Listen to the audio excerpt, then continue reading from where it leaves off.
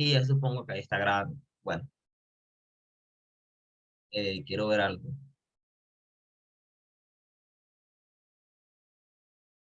Bueno, ya después veo eso. Bueno, bueno, hoy vamos a hablar sobre plexo braquial. Los objetivos de la sesión, pues son estos 1, 2, 3, 4, 5 objetivos que están acá descritos, que el primero tendríamos que sería reconocer el origen general de los plexos, en general, tanto, o sea, el principio anatómico como tal, del cual se deriva la palabra plexos, reconocer el origen del plexo braquial, pues ya aterrizando las cosas al tema que nos ocupa hoy, identificar las diferentes divisiones del plexo braquial, ya sabemos que puede tener distintos segmentos y eso, ya se darán cuenta que es más fácil entender el plexo braquial que aprenderse el plexo braquial como tal. Ya verán por qué les digo eso. El cuarto objetivo sería reconocer la inervación del plexo braquial. Eh, Esa es como que, o sea, la inervación me refiero bien como que a los segmentos o músculos que inervan, no solamente porque el plexo braquial es nervio. Y el quinto objetivo sería reconocer los distintos síndromes y cuadros clínicos característicos de la afectación del plexo braquial, que eso pues sería como que la parte que les incluí para este semestre, pues porque me comentaron que eso lo hablaron en clases. Entonces, resolviendo el primer objetivo que sería reconocer el origen general de los plexos, para eso me tocaría explicar esta imagen. Bueno, me avisan si no raya la pantalla o algo. Igual ya, aquí estoy. O sea, cualquier cosa me avisan, por cierto. Si tienen alguna duda, alguna pregunta o algo, pueden decirme, no pasa nada.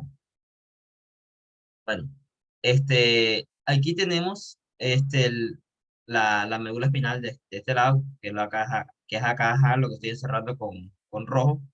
Esta partecita que estoy encerrando con rojo. Y en amarillo, aquí tenemos la raíz dorsal, que es esta que está acá. Esta raíz dorsal va a traer fibras de acá de la región dorsal de la médula espinal, que vienen siendo fibras más que todo sensitivas, o me las va a llevar, por así decirlo. Total, es que estas lineecitas azules que están acá adentro van a tener información sensitiva, mientras que la parte de acá, adelante, que voy a cerrar en verdecito, va a ser la raíz ventral. Y va a provenir de acá, pues, de la parte ventral de la médula espinal, y va a tener información sobre todo, pues, motora. Entonces, las lineecitas que están acá en rojo van a representar fibras motoras y las raíces que están en azul van a representar fibras sensitivas. Hasta ahí, pues todo normal. Tenemos que en un punto las raíces dorsales, como la raíz, o sea, tanto las raíces dorsales como las raíces ventrales, se van a juntar acá en el nervio espinal y va a haber, por así decirlo, un entrecruzamiento de las fibras. Es decir, las fibras motoras se van a fusionar con las fibras sensitivas. O sea, va a haber como que un entrecruzamiento de las fibras ahí y tal. Y luego de eso vamos a tener las ramas ventrales y las ramas dorsales. Las ramas ventrales y las ramas dorsales. Tanto la rama dorsal como la rama ventral van a tener información motora y sensitiva, es decir, van a llevar información pues de propiocepción, temperatura, etcétera, pero también van a llevar información o va a llevar impulsos hacia los músculos para realizar el movimiento de los mismos.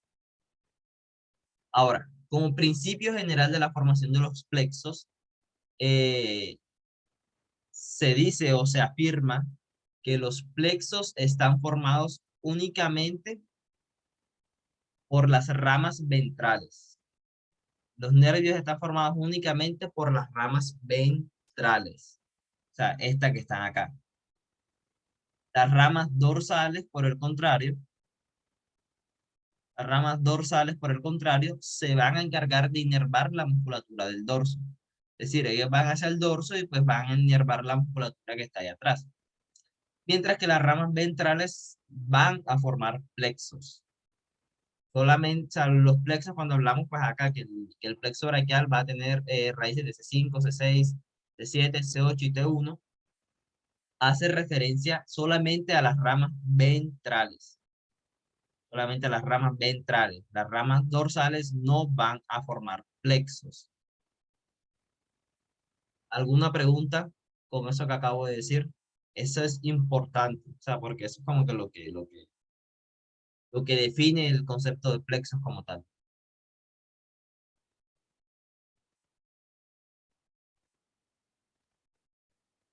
¿No hay preguntas?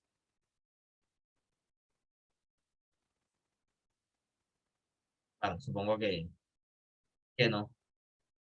Bueno, ahora ya aterrizando al tema que nos ocupa hoy, que vendría siendo el plexo braquial, este, cabe resaltar que el plexo braquial está formado por las ramas ventrales, C5, C6, C7, C8 y T1. Sin embargo, como en todos los plexos, también puede recibir aportes de las ramas ventrales que están proximales, por así decirlo. Es decir, el plexo braquial puede recibir aportes de C4 y de T2. Sin embargo, anatómicamente, pues ya está estipulado que solamente C5, C6, C7, C8 y T1. Sin embargo, ya saben que habrá excepciones en ciertas personas en las que pueden recibir ramas de C4 y de T2. Solamente pues como que para que tengan en cuenta ahí. Bueno, ahora, el plexo braquial va a tener distintas divisiones a lo largo de su recorrido. Primero vamos a tener los ramos anteriores raquídeos, que son estos que están acá, que vendrían siendo los mismos, las mismas ramas ventrales. Entonces, eso vendría siendo los ramos anteriores raquídeos, las mismas ramas ventrales. Luego, esas ramas ventrales se van a unir, las ramas ventrales se van a unir y me van a formar los troncos primarios, que son estos tres que están acá. Vamos a tener tres troncos primarios. Vamos a tener un tronco primario superior que va a estar formado por las ramas anteriores raquídeas de C5 y de C6.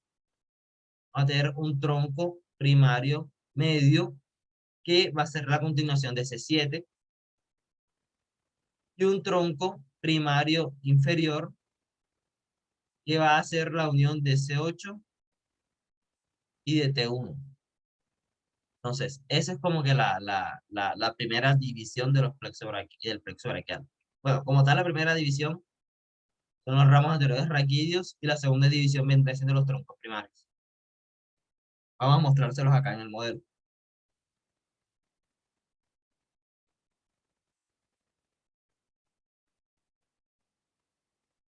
Bueno, aquí tenemos C5, este es C5, C6,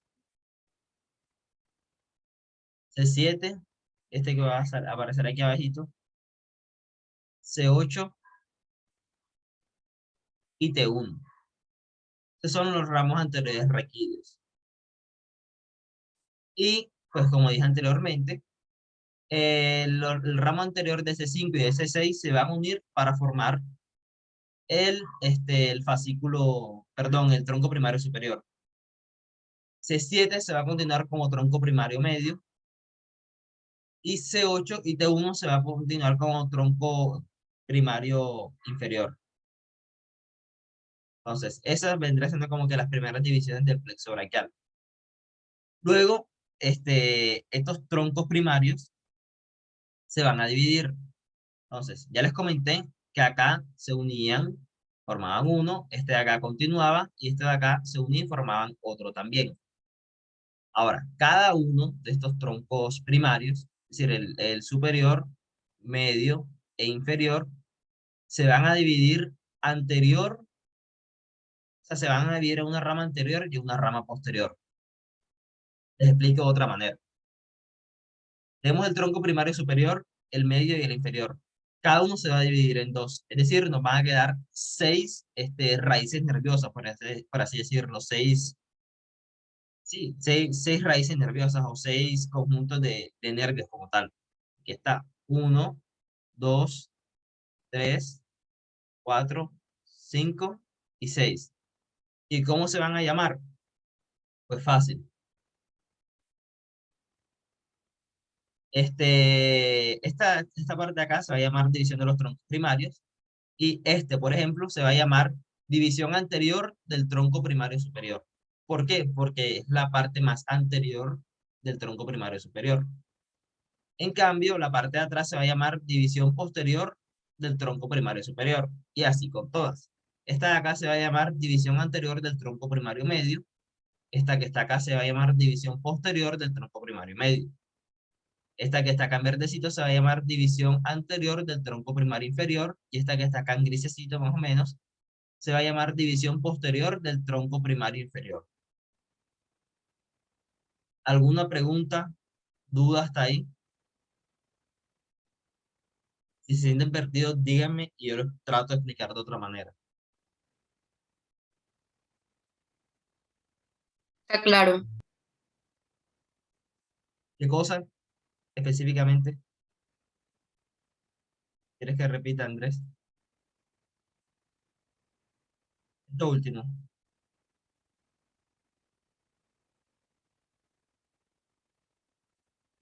Ok, bueno, voy para acá. Entonces, teníamos que aquí era tronco primario superior, tronco primario medio, y esto de acá es un tronco primario inferior.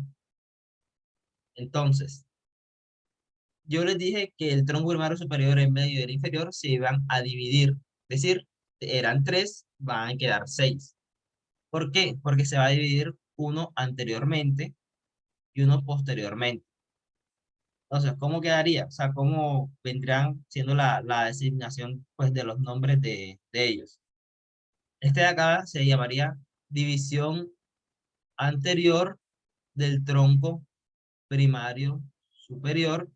Este que está acá en grisecito vendría siendo división posterior del tronco primario superior.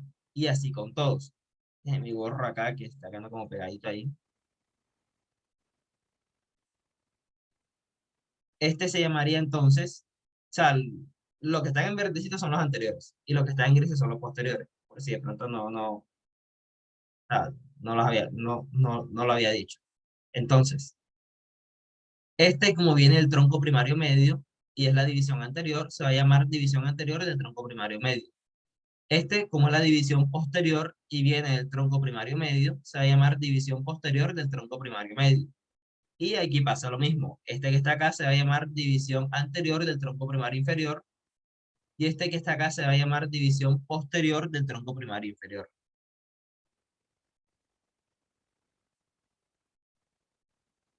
¿Claro ahí o no claro?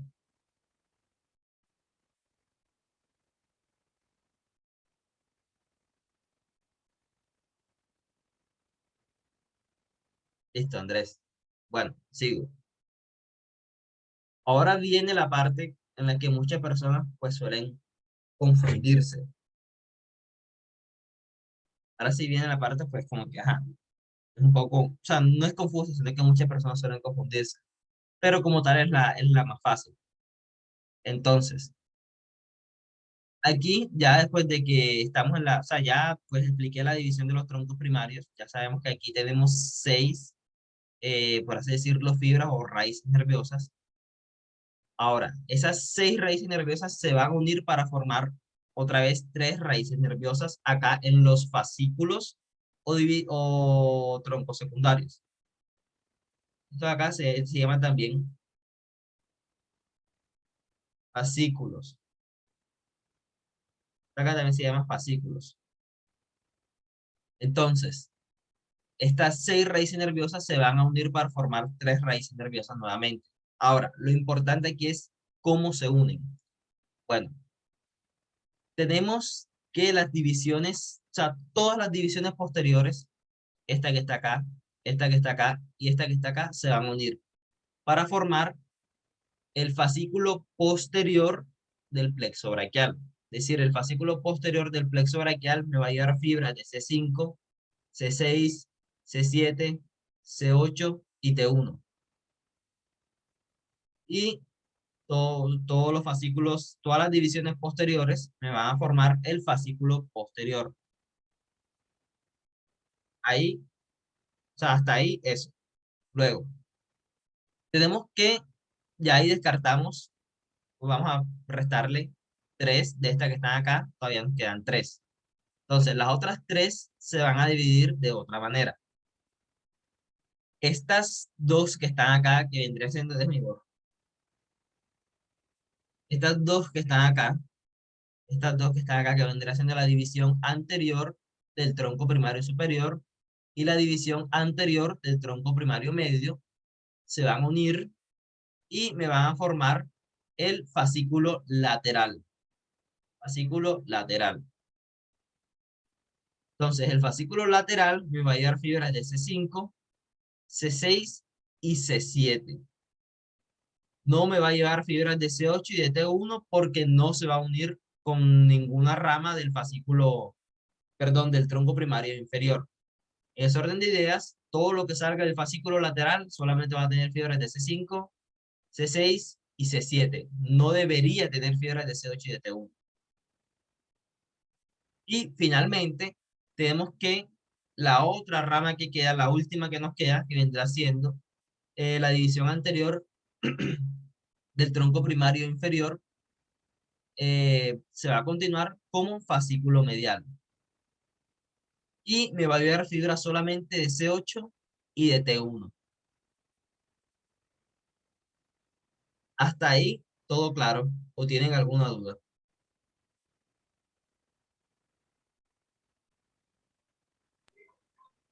Una pregunta, el fascículo posterior que lleva. Ok, él va a llevar fibras de C5, C6, C7, C8 y de T1. ¿Por qué? Porque me va a llevar o sea, va a estar conformado por las divisiones posteriores de todos los troncos primarios. Y pues los troncos primarios van a venir de acá. Y como ahí van a confluir todas las divisiones posteriores de los troncos primarios, entonces me va a dar información de todo el plexo braquial prácticamente, o sea, de todos los segmentos medulares del plexo braquial. ¿Sí está claro? Sí, gracias.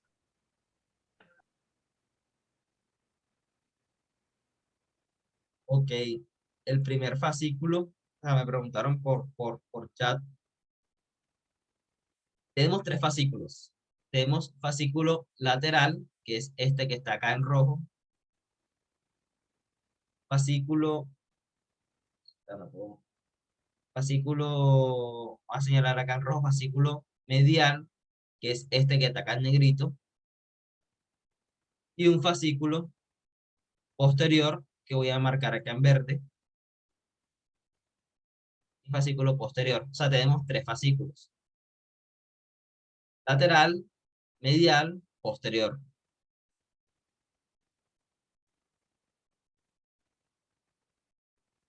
Ok, se los voy a mostrar acá pues en el modelo para que pues se vayan haciendo una idea, aunque acá se ve mejor. Se lo voy a mostrar acá en el modelo.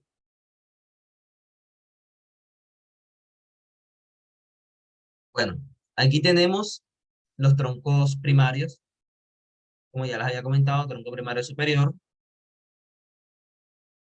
el medio y el inferior. Como ya les había comentado, ellos se dividen, todos se van a dividir en un anterior y un posterior. Este vendrá siendo el anterior, este vendrá siendo el posterior del tronco primario superior, este que está acá, y así sucesivamente con todos. Luego ellos se iban a unir de la manera que ya les había comentado, y aquí viene lo importante. Yo les comenté que pues se denominaban fascículo posterior, lateral y medial, pero la verdadera pregunta o la duda que surge es con respecto a qué estructura se designa pues designa, o sea, se designa ese nombre de lateral, de medial y de posterior. La respuesta es la siguiente. Se denomina fascículo lateral, que es este que voy a señalar acá, fascículo lateral, fascículo medial, que es este que está acá, y fascículo posterior, que es este que está acá atrás, con respecto a la arteria axilar. Entonces, la arteria axilar va a estar, por así decirlo, abrazada por los fascículos del plexo, del plexo braquial, y la designación de que sea, en cuanto a los fascículos, de que sea lateral, medial o posterior, va a estar designada por esa estructura. Es decir, el fascículo lateral del plexo braquial es lateral a la arteria axilar. El fascículo medial del plexo braquial es medial a la arteria axilar, o se encuentra medialmente a la arteria axilar. Y el fascículo posterior del plexo braquial se va a encontrar posterior a la arteria axilar. ¿Sí me voy a entender ahí?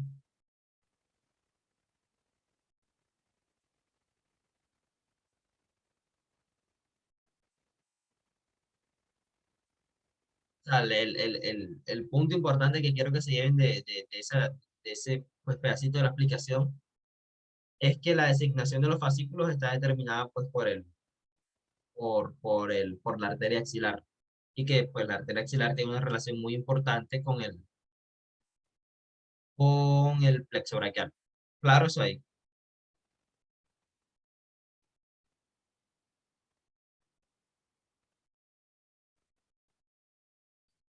Listo. Bueno, ahora, ustedes se preguntarán, o sea, ¿por qué ya llevamos casi media hora de sesión y no hemos hablado sobre los nervios? La respuesta es la siguiente. Cuando yo les decía a ustedes que es más fácil entender el plexo braquial que aprenderse el plexo braquial, a lo que me refería yo es que si uno sabe de qué segmento nace un nervio, pongamos el ejemplo, bueno, aquí no, salir, pongamos el ejemplo acá en los fascículos, que el nervio pectoral lateral, vamos a buscarlo acá, solamente un ejemplo, el nervio pectoral lateral es este que está acá, que el nervio pectoral lateral va a venir del fascículo lateral, por ejemplo, este que está acá es el nervio pectoral lateral. Si uno sabe que el nervio pectoral lateral viene del fascículo lateral, uno puede inferir que como el fascículo lateral me va a llevar fibras de C5, C6 y C7, el nervio pectoral lateral va a tener fibras de C5, C6 y C7. Entonces, uno puede inferir o uno puede aprender, uno puede entender el plexo braquial y eso nos ahorra a nosotros al momento de estudiar el tener que aprendernos de qué, o sea, nervio por nervio, qué segmento medular lleva. Es más fácil eh, entender el plexo braquial para así pues ahorrarnos bastante memoria, bastante aprendizaje memorístico, por así decirlo. Lo que sí no tenemos que aprender es de dónde van a ser o sea, de qué parte del plexo braquial van a ser cada nervio. Y pues aprendiéndonos eso se nos hace mucho más fácil el trayecto que va a llevar el nervio y las fibras que va a llevar el nervio. Sí me di a entender con eso que les estuve comentando. O sea, sí logré transmitir la idea. Sí, Ok, listo. Ahora sí, pasemos a los nervios como tal. Entonces, yo les había comentado por las distintas divisiones y tal, y voy a ir nombrando los nervios, voy a ir de qué parte del plexo braquial salen específicamente, y también voy a decir el músculo que inerva, lo voy a mostrar y voy a decir la función del músculo. Es decir, vamos a repasar plexo, o sea, estamos en la clase de plexo braquial, pero uno no puede repasar plexo braquial sin antes repasar la anatomía del miembro superior. Entonces vamos a ver pues los músculos y tal, pues acá en el modelo una forma sencilla, y las funciones principales pues de los músculos asociados. Y ya sabiendo si se lesiona, por ejemplo, el nervio escapular dorsal, ya sabemos pues más o menos, o sea, ya podríamos inferir si falla el elevador de la escápula, el romboides menor y el romboides mayor, ya podríamos inferir cómo clínicamente se ve eso. Bueno, ahora sí, comencemos por los ramos anteriores.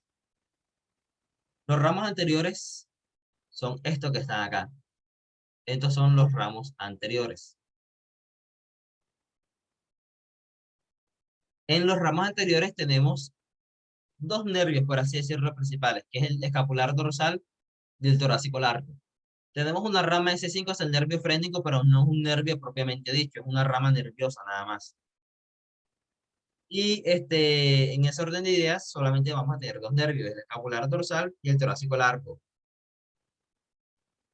Ambos van a ser de C5. O sea, el escapular dorsal nace de C5, pero el torácico largo nace de C5, C6 y C7. Ya les explico eso después. Vamos a ir primero con el nervio escapular dorsal. El nervio escapular dorsal me va a inervar el elevador de la escápula, el romboides menor y el romboides mayor. Les muestro los músculos y el nervio acá en el modelo. Voy a quitar la arteria y me voy acá. Entonces, vamos a las raíces anteriores, acá, y tenemos que muy proximal a su nacimiento, o sea, aquí tenemos el ramo anterior del quinto nervio cervical, y que muy proximal a su nacimiento van a ser este nerviecito que está acá. Este nervio que está acá es el nervio dorsal de la escápula o nervio escapular dorsal. Como uno lo quiera designar o como uno lo quiera llamar, ambos nombres, pues, se entienden, ambos nombres están bien dichos. Entonces, como dije, el nervio escapular dorsal me va a inervar el músculo elevador de la escápula.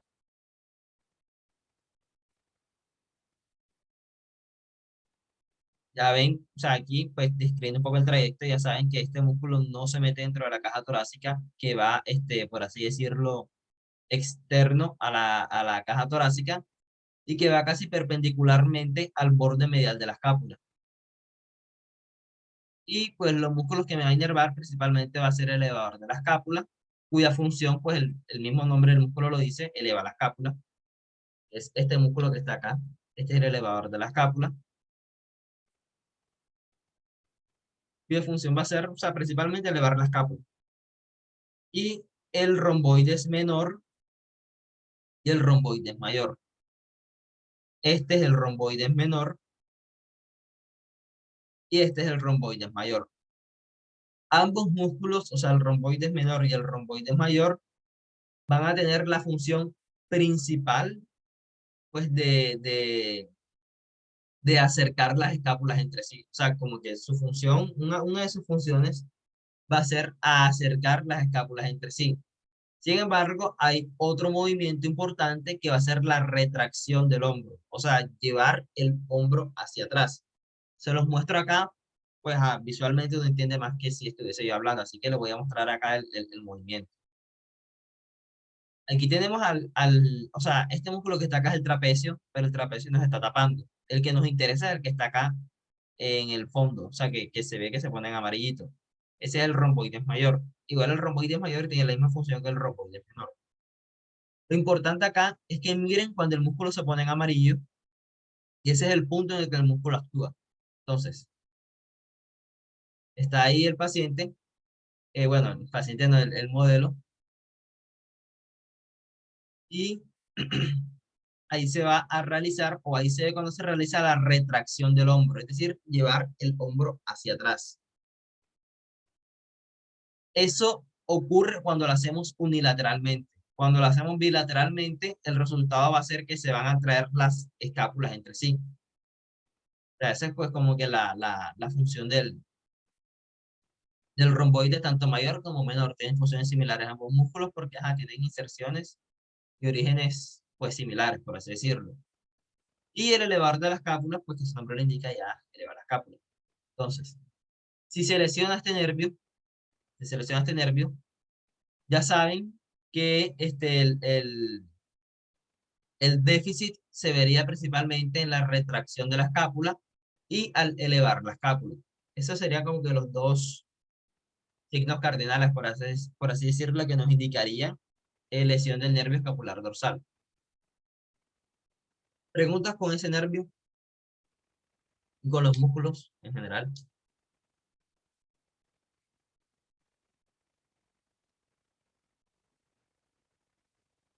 Todo claro. Disculpa, ¿puedes repetir qué causaría la lesión del elevador de la escápula? Ok, la lesión del elevador de la escápula, o sea, bueno, como tal no se lesiona el elevador de la escápula, se lesiona el nervio, que es el nervio escapular dorsal. Sin embargo, supongamos que el elevador de la escápula este, es denervado, es decir, pierde su inervación por lesión del nervio escapular dorsal. Entonces la función del elevador de la escápula o sea, el músculo no cumpliría su función. ¿Y cuál es su función? Elevar la escápula. Es decir, a la larga veríamos incapacidad del paciente de levantar la escápula. Y veríamos también un poco la escápula caída porque se pierde la tonalidad del elevador de la escápula. ¿Claro ahí o no claro? O sea, me hice entender. Sí, dale, gracias. Dale. Bueno, ese fue en cuanto al nervio escapular dorsal. Ahora, el nervio torácico largo, ya les he dicho que nacía S5.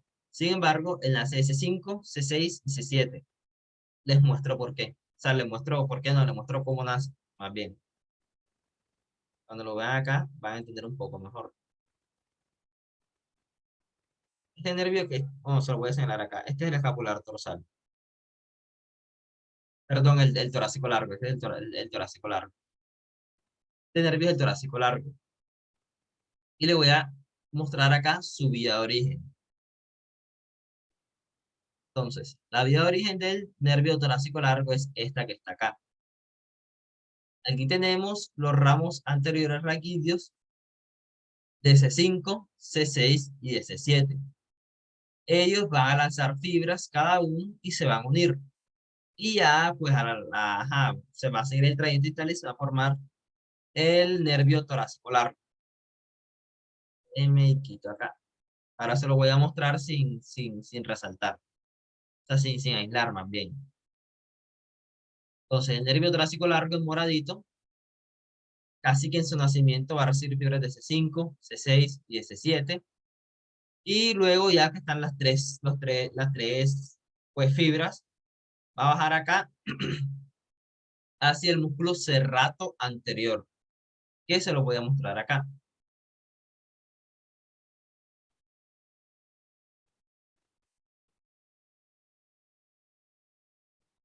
Este es el músculo serrato anterior.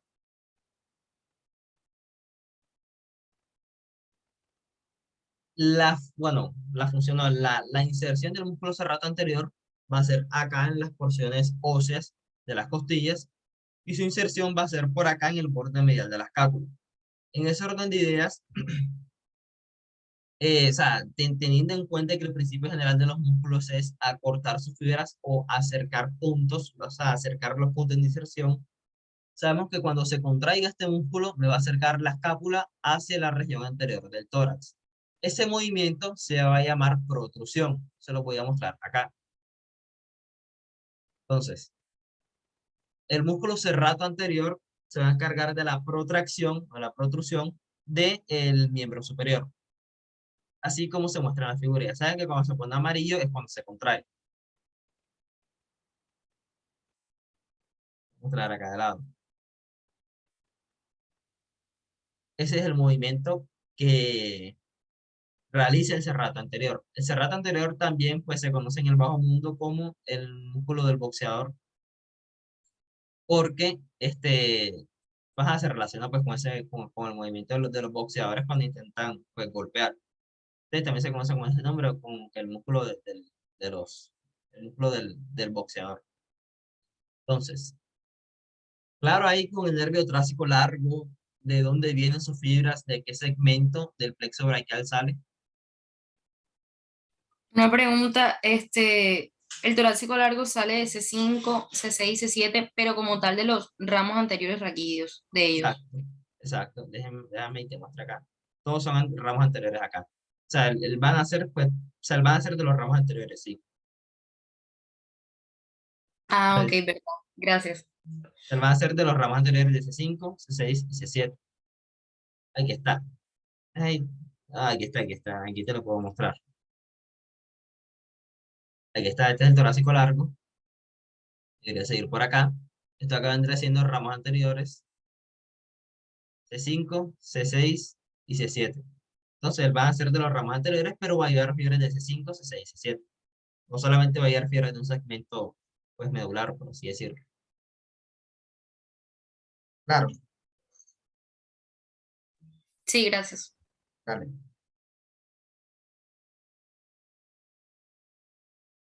Ok, ya te digo lo que, o sea, ¿por qué lo llamamos ramos anteriores? Aquí está. Y creo que te refieres a estos ramos ventrales o anteriores, o sea, igual, lo mismo. Bueno, o sea, por si no vieron el chat, me hicieron una pregunta y pues me volví a explicar la pregunta. Bueno, como dije anteriormente, esta parte de acá, que vendrá siendo pues como que bueno, esto acá es la médula espinal. Esta es la parte dorsal y esta es la parte ventral. Ya saben que la parte dorsal es principalmente sensitiva y la parte ventral es principalmente motora.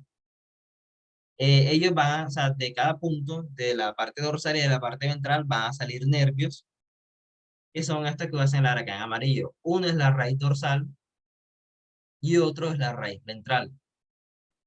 La raíz dorsal es principalmente sensitiva, pues porque sale de la parte de atrás ya fibras sensitivas, que son las que están en azul, y la parte, pues, ventral es motora, que son las fibritas que están acá rojas. Ambos, por así decirlo, ambas raíces nerviosas, por así decirlo, van a llegar acá al punto del nervio espinal y van a entrecruzar sus fibras, por así decirlo. Y luego del nervio espinal vamos a tener lo que se conoce como ramas ventrales o ramos anteriores, que son estos que están acá, ramos ventrales y o sea, ramos ventrales y ramos dorsales, porque estaría así, y ya está. Ramos ventrales y ramos dorsales, que ambos van a llevar tanto fibras sensitivas, que son las azules, y fibras motoras, que son las rojas. Es por ello que un plexo va a tener tanto información motora como información sensitiva. Pues eso es lo que me preguntaste, lo que me preguntaron.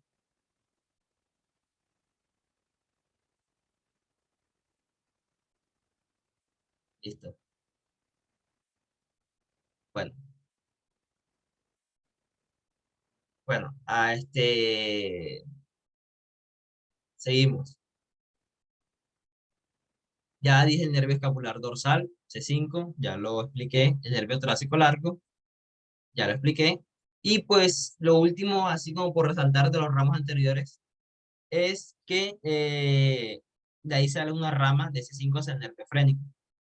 Entonces el nervio frénico también va a recibir aporte de C5, pues una ramita ahí como que para llevar más información al diafragma, a la inervación del diafragma. Esto lo verán más específicamente en plexo cervical, cuya sesión será mañana con Esteban, el otro tutor, y ahí verán plexo cervical. Plexo cervical es mucho más llevadero, mucho más corto que plexo braquial. Entonces ahí pues verán eso con mejor detalle. Igual ya saben que el nervio frénico también tiene aportes de C5. Bueno, ya los ramos anteriores, check, o sea, ya los revisamos. Ahora vamos a pasar hacia los troncos primarios. Los troncos primarios son estos que están acá. Estos son los troncos primarios. En los troncos primarios vamos a tener principalmente dos nervios, que es el nervio subclavio y el nervio supraescapular. Entonces, vamos al primero, que es el nervio subclavio. El nervio subclavio, déjenme quito el músculo.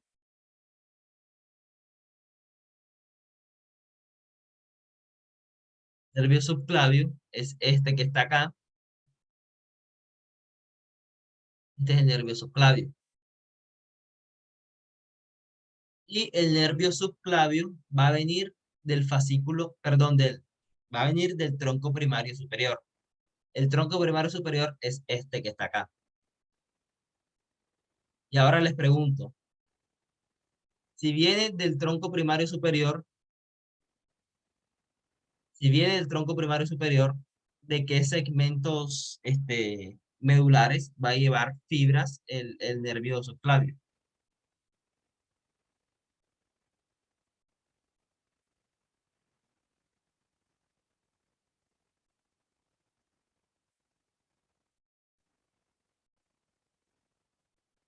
Si viene del tronco primario superior, ¿de qué segmentos medulares va a llevar fibra? Es decir, C5, C6, C7, C8, T1, C5. Está bien, pero falta otro. C6, exacto. Va a llevar fibras de C5 y de C6. ¿Por qué? En esta C5 y C6. ¿Por qué? Como les había comentado, el tronco primario superior va a ser la unión de C5 y de C6. Entonces, ellos son una C5 y C6 y forman el tronco primario superior. Y todo lo que salga del tronco primario superior va a llevar fibras de C5 y de C6. Claro, con la explicación de por qué C5 y C6.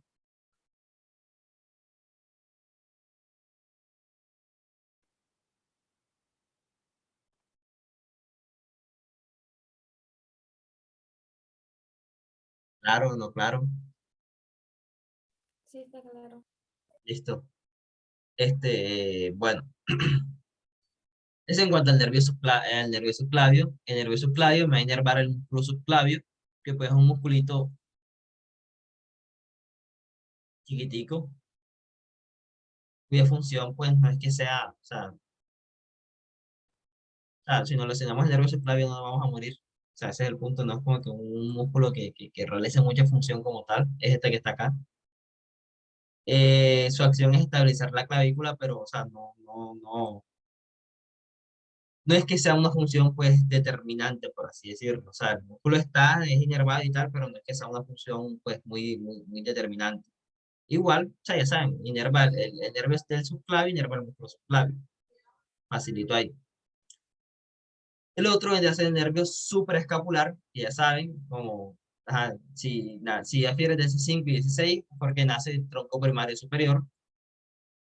El nervio supraescapular es este que le voy a señalar acá, gemiquito músculo.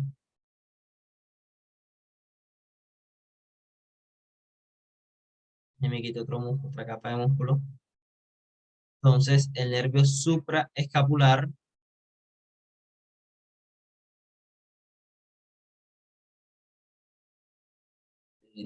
no, este no, debería ser este o este. Ahí está, este es el nervio supraescapular. Entonces, el nervio supraescapular me va a inervar el músculo infraespinoso y el supraespinoso. En resumen, me va a inervar los músculos que están acá de la parte, esa que están en la parte dorsal de la escápula. Déjenme y se los muestro.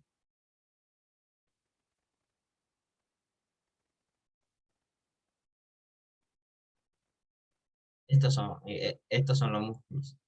Músculo supraespinoso, que es este que está acá, y el músculo infraespinoso, que es este que está acá abajito.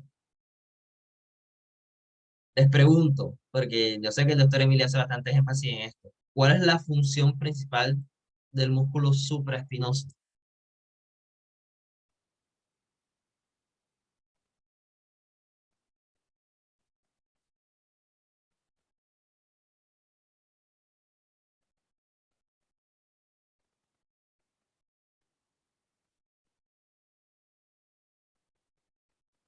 Exacto, me va a iniciar la abducción. ¿En los cuántos primeros grados? O sea, ¿cuántos primeros grados son? Exacto, los 15 primeros grados para iniciar la abducción. Es decir, el supraespinoso, o sea, la función del músculo supraespinoso es llevarme hacia afuera, por así decirlo, el miembro superior. Y les voy a mostrar acá pues el movimiento como tal.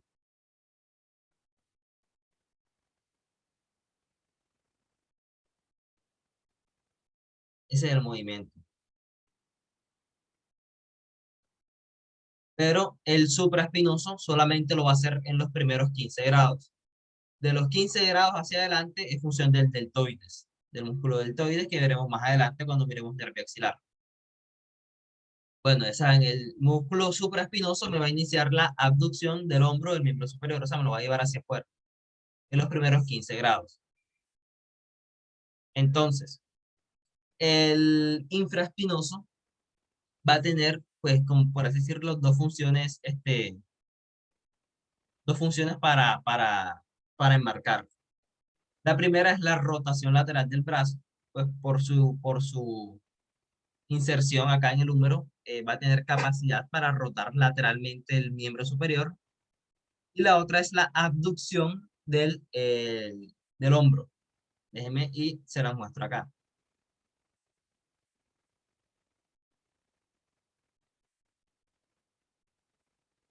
Es esto que está acá. Cuando se ponga en amarillito es que se contrae el músculo. Ahí hace la abducción y ahí se ve. Lo dejo otra vez para que lo miren.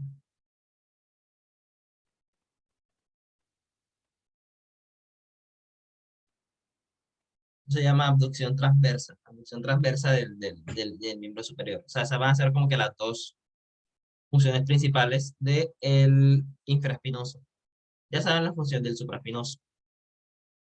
Ahora, un paciente con una lesión del nervio supraescapular, la manifestación clínica principal va a ser incapacidad, o sea, sí, la, la manifestación clínica va a ser incapacidad para iniciar la abducción del miembro superior. O sea, el paciente va a necesitar ayuda para la abducción del miembro superior en los primeros 15 grados.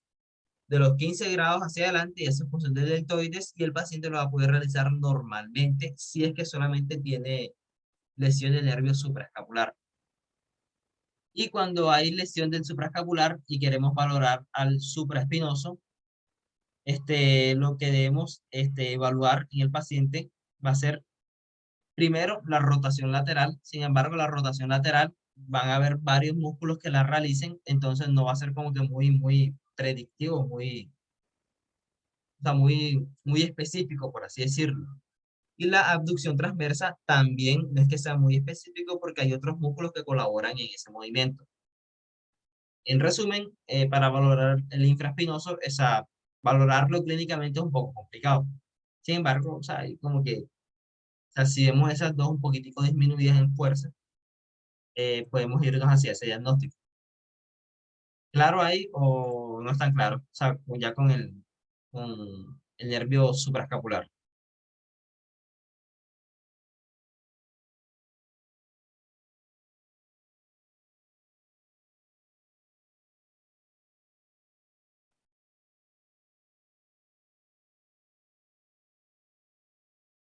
Ok, entonces, eso fue todo lo concerniente a los troncos primarios. Ya pasamos los ramos anteriores, ya miramos los troncos primarios y ahora vamos a pasar a la división de los troncos primarios. Resulta, pasa y acontece que acá en la división de los troncos primarios no hay ramas, o sea, sí, o sea, no hay ramas colaterales, o sea, no se da ningún nervio en este punto, perdón. O sea, en este punto no nace ningún nervio y entonces, o sea, eso nos ahorra parte de estudio. Entonces, ramos anteriores ya los miramos, troncos primarios ya los miramos, ya sabemos que en la división de los troncos primarios no hay divisiones, pero acá en los troncos secundarios o fascículos sí que hay bastante nervio. Hay 1, 2, 3, 4 páginas de solamente fascículos. Entonces, vamos a darle rápido porque son bastanticos. Los fascículos son esta parte que está acá. Ya después de que hubo la división de los troncos primarios y se unieron de la forma que ya les había comentado anteriormente. Quedó fascículo lateral, fascículo posterior y fascículo medial. Entonces quedaron esos tres ahí. Y ya saben que por la mitad va la arteria axilar. Bueno, a modo de repasar, ya saben que el fascículo lateral me voy a dar fibras de C5, C6 y ya, o sea, C5 y C6, bueno, y C7, perdón, C5, C6 y C7. El fascículo posterior me voy a dar fibras de C5, C6, C7, C8 y de T1, y que el fascículo medial me voy a dar fibras de C8 y de T1. Como para, o sea, como para que lo tengan ahí claro. Bueno, ya pasando a los fascículos, vamos a comenzar por el nervio pectoral lateral. Tenemos que tanto el nervio pectoral lateral como el nervio pectoral medial, su función, o sea, la función de ambos van a ser inervar tanto el nervio, perdón, tanto el músculo pectoral mayor como el pectoral menor. Van a inervar ambos músculos. Entonces,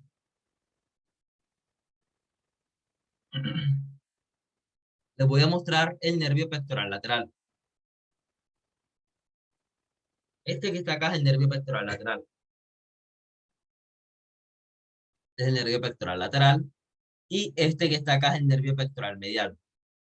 La función de esos dos músculos va a ser inervar los músculos pectorales, tanto el pectoral menor como el pectoral mayor.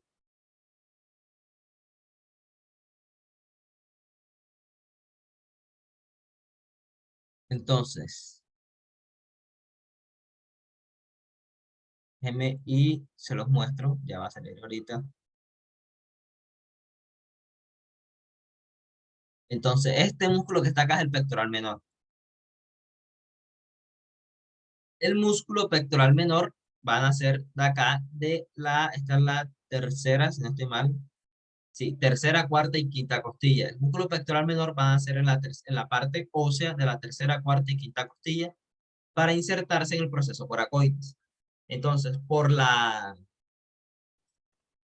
disposición de sus fibras como tal, tenemos que el músculo pectoral menor va a tener dos funciones principalmente. ¿Cuáles son esas dos funciones? La primera va a ser llevar la cintura escapular hacia adelante, o lo que se denomina protrusión o protracción, y la otra va a ser descender la cintura escapular, es decir, descender todo el miembro superior. Acá se lo muestro.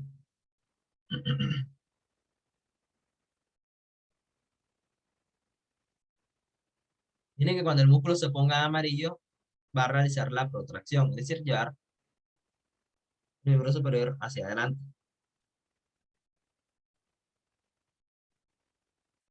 Ahí está. Y la otra función va a ser de presión del hombro, es decir, llevar el hombro hacia abajo.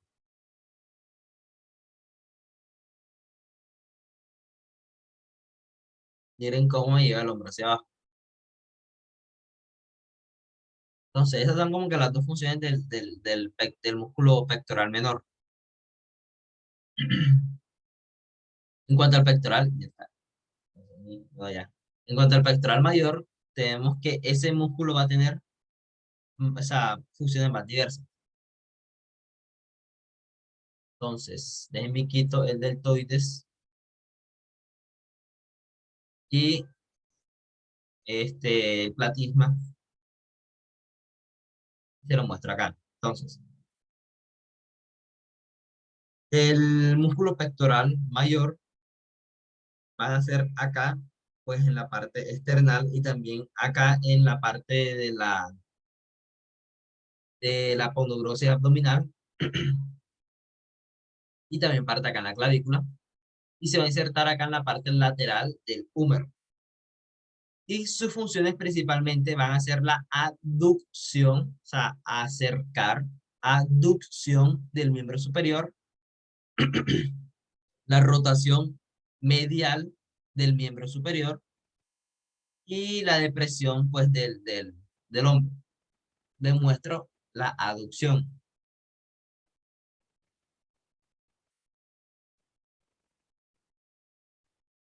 Tienen que cuando el miembro superior se abre, tienen que, ahora sí, cuando el miembro superior se abre y esto se ponga amarillo, significa que se está contrayendo. O sea, lo está atrayendo hacia la línea media, está realizando aducción.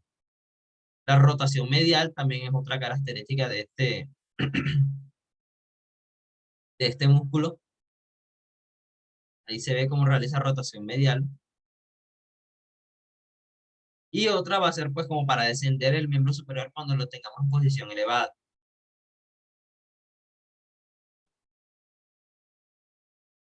Lo tengo en posición elevada, entonces el pectoral mayor lo que hace es que lo baja.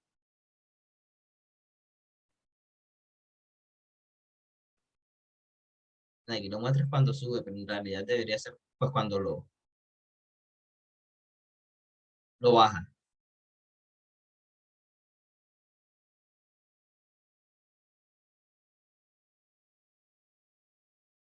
Entonces, ya le mostró la función del pectoral mayor y del pectoral menor. Perdón, sí, la función del músculo pectoral mayor y del pectoral menor. Pero hay una consideración a tener en cuenta con el nervio pectoral medial. Yo les comenté que el nervio pectoral lateral va a referir de C5, C6 y C7, porque va a venir acá del fascículo lateral. Entonces, el fascículo lateral, este que está acá, este es el fascículo lateral, y este es el nervio pectoral lateral. Hasta ahí todo bien, va a referir de C5, C6 y C7. Pero con el nervio pectoral medial pasa algo. El nervio pectoral medial va a llegar fibras también de C5, C6, C7, pero va a llegar fibras también de C8 y de T1. ¿Por qué? Porque el nervio pectoral medial van a ser del fascículo medial. Nervio pectoral medial nace del fascículo medial. Entonces, naturalmente, si nace del fascículo medial, va a llevar fibras de C5, perdón, va a llevar fibras de C8 y de T1, que es lo que se esperaría de cualquier nervio que nazca del fascículo medial. Pero él va a tener cierto aporte de fibras por una estructura que se conoce como el asa de los pectorales. A través del asa de los pectorales va a recibir fibras del fascículo lateral. Entonces, perdón, va a recibir fibras, sí, o sí, del fascículo lateral. En ese orden de ideas, el nervio pectoral, perdón, bueno, sí, el nervio pectoral medial va a tener fibras de C8 y de T1 por su origen, por su nacimiento natural, pero va a tener fibras de C5, C6 y de C7 por un aporte que se hace vía asa del pectoral. ¿Me hice entender? ¿Fui claro con todo eso?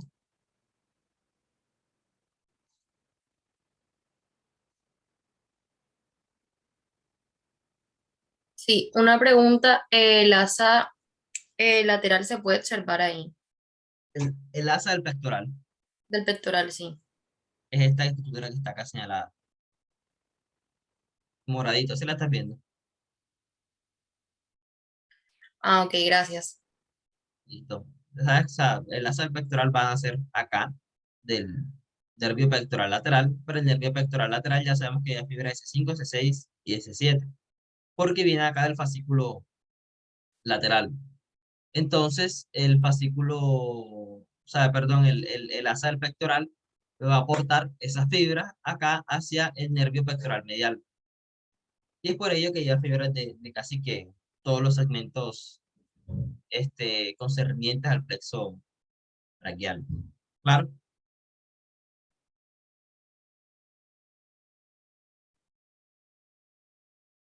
no supongo que está claro. Bueno, el nervio que sigue es el nervio musculocutáneo.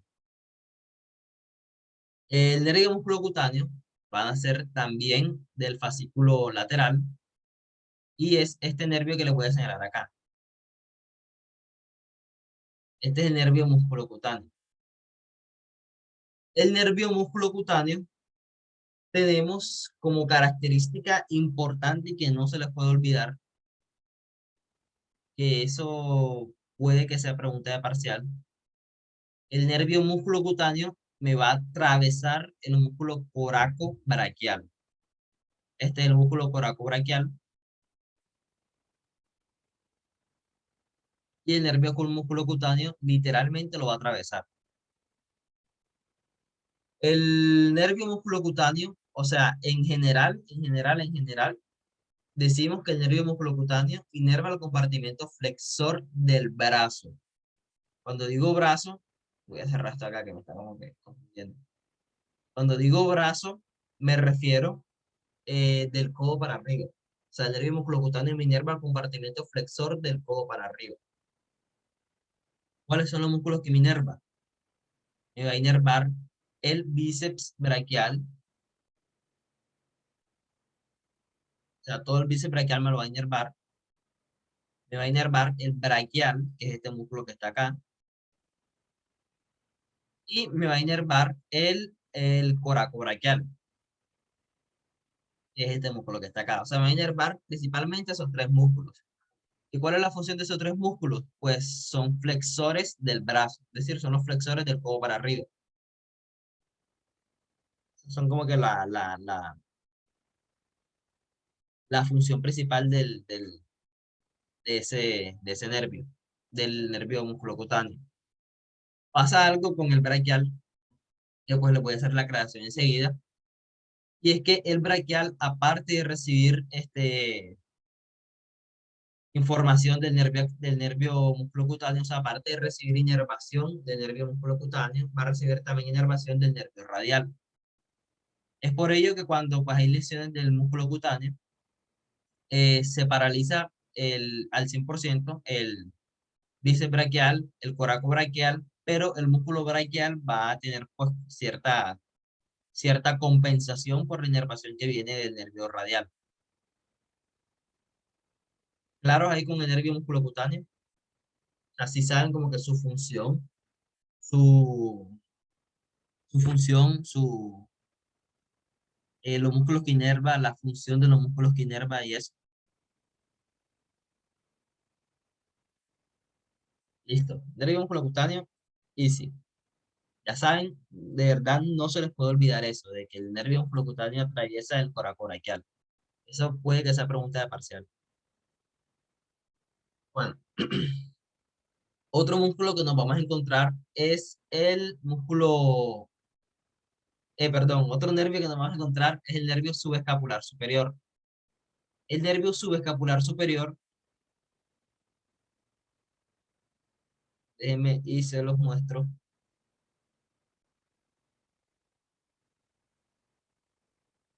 Nervio subescapular superior,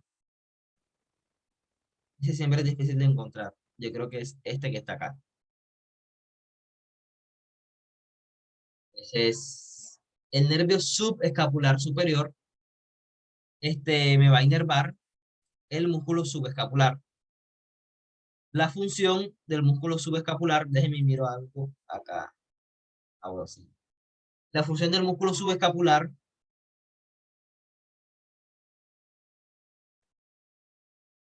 es la siguiente. O sea, el músculo subescapular es el principal rotador medial del miembro superior. El músculo subescapular es este que está acá debajo de la escápula, o sea, el nombre lo indica. Y la función principal de él, o sea, lo que él principalmente va a hacer, o bueno, sí, es rotar medialmente el brazo. Y es así como se dice que el principal rotador medial del brazo del miembro superior es el músculo subescapular. Déjenme y se lo muestro acá con el modelito para que lo aprecien mejor. Esa es la rotación medial. O sea, el subescapular es el principal músculo que pues realiza esa función dentro de todos los músculos. Ahora, la pregunta que ustedes se deberían hacer es la siguiente. Yo durante toda la sesión les he comentado que todo lo que nace del fascículo lateral va a llevar fibras de C5, C6 y C7.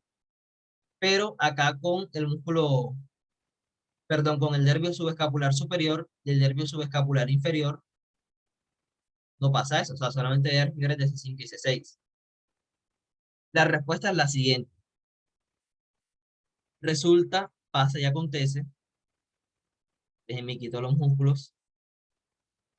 Había una imagen que lo explicaba, pero no la encontré, o sea, yo la tenía por ahí, o la tengo por ahí, no sé, pero no la encontré.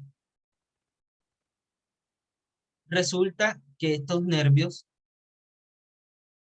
o sea, el nervio subescapular superior y el nervio subescapular inferior, van a ser tan proximales a la formación de los, o sea, a la formación de los fascículos acá en este punto, que ellos, en la mayoría de personas, van a nacer en el punto en el que todavía no se ha unido la división anterior del tronco primario superior con la división anterior del tronco primario medio.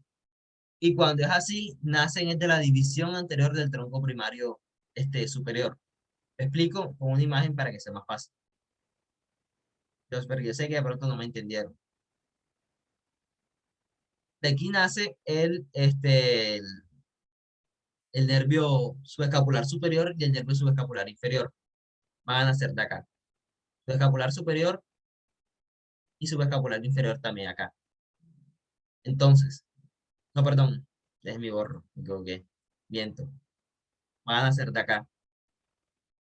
Subescapular superior, subescapular inferior van a nacer de ahí. Entonces, resulta, pasa y acontece que en algunas personas, como su nacimiento es tan proximal a este punto, a la de las divisiones anteriores del plexo braquial, en algunas personas el subescapular superior y el subescapular inferior van a nacer desde acá, de la división anterior del tronco primario superior. Por lo tanto, van a llegar fibras de C5 y de C6. Esa es como que la explicación. Esa es la explicación. De hecho, había una imagen que mostraba el nacimiento de los nervios, un cadáver real. Mostraba el nacimiento de los nervios acá, en el punto en que todavía no se había formado el fascículo lateral. Pero no la encontré, no, o sea, simplemente no la encontré. ¿Les quedó claro eso? O sea, la función del... ¿Aquí está? Se perdió. Ah, aquí está. Del nervio subescapular superior. Y por qué lleva fibra solamente de C5 y de C6.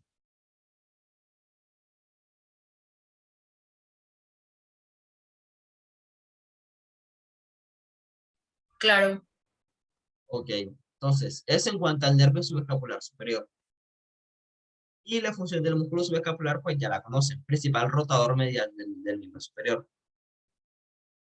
Ahora, en cuanto al nervio subescapular inferior, ya saben lo que pasa pues pues, con los segmentos medulares que lleva y tal, aplica el mismo principio que les comenté anteriormente. Ya conocen la función del músculo subescapular, pero el nervio subescapular inferior le va a inervar también el músculo redondo mayor. Entonces le muestra el redondo mayor. El redondo mayor se puede ver mejor acá, pues en vistado, o sea, vista posterior.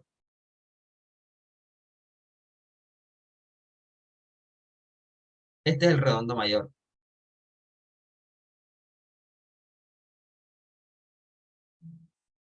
Entonces, el redondo mayor está inervado por el nervio subescapular inferior. El nervio subescapular superior solamente va a inervar el músculo subescapular. El subescapular inferior va a inervar también el redondo mayor. Entonces, la función de este músculo va a ser, viene acá su inserción, va a ser rotar medialmente el brazo. O sea, como que una de sus funciones principales. Rotar medialmente el brazo. Ya saben, pues, cómo se ve ese movimiento acá. A ver acá. Rotación medial del brazo. Esa es como que una de sus funciones principales. Así se ve la rotación medial. Una de sus funciones principales. Acá también se resalta la hiperextensión del hombro, extensión e hiperextensión y la abducción del hombro. también está nombrada ahí, pero como que la que más resalta o la que más es importante es la rotación medial por su origen e inserción. Claros ahí con el nervio subescapular inferior. Sí. Listo. Ya estamos terminando, por cierto. Yo sé que Lex es un poquitico largo. No se preocupen, yo lo sé. Yo sé que es pesadito, pero ya estamos terminando.